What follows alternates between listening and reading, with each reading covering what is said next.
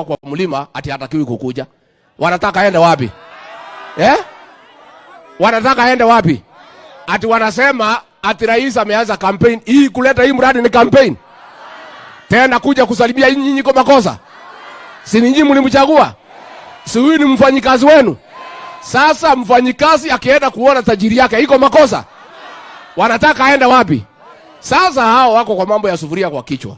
Rais wetu ako kwa kazi na kuja kutembelea matajiri wake ambayo walimpatia kazi. Iko makosa amefanya? Sasa nimwambie nyinyi akina Kioni mnapiga kelele ati rais ametembea mlima. Rais atatembea hapa mlima, atatembea kila mwezi, atakuwa hapa kwa sababu sisi ndio tulimchagua. Kati nguo. Ndio tomo dhulile. Wangapi walichagua Rais William Ruto hapa? Sasa rais wenu mfanyikazi, matajiri wako hapa.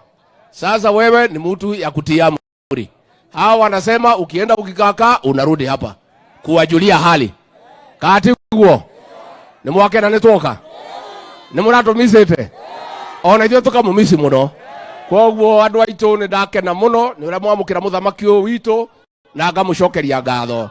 Mwathani witu amurathime. Amweke wega. Murore magukumia. Kahawa. Mambo ya kahawa. Rais wetu, wacha niongee mambo ya kahawa. Huyu rais wetu William Ruto aliniagiza mimi, na mnajua mimi ni mtu ya kutia amri, ya kwamba wakulima ya kahawa hapa Gichogo, Kirinyaga na Kenya kwa jumla, kati ya mkulima wa kahawa na mzungu ya kukunywa kahawa hapa katikati iko mlolongo watu karibu 17. Aliniambia hiyo watu yote ni waondoe, ndio mkulima na mkunywaji waonane moja kwa moja. Saa hii wameanza kutusumbua. Wanaanza kusema watakataa kununua kahawa ndio watuketishe kwa meza tukubali ile bei mbaya. Huyu rais wetu amesema msijali, wakileta kichwa rais atatoa pesa ya serikali tununue kahawa.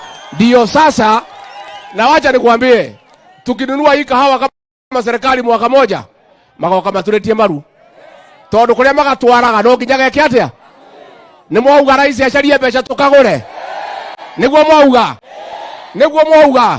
ni andu aigana marauga tucarie mbeca cia kugura kahawa. Rais wetu, hii maneno ya kahawa is very simple, Your Excellency.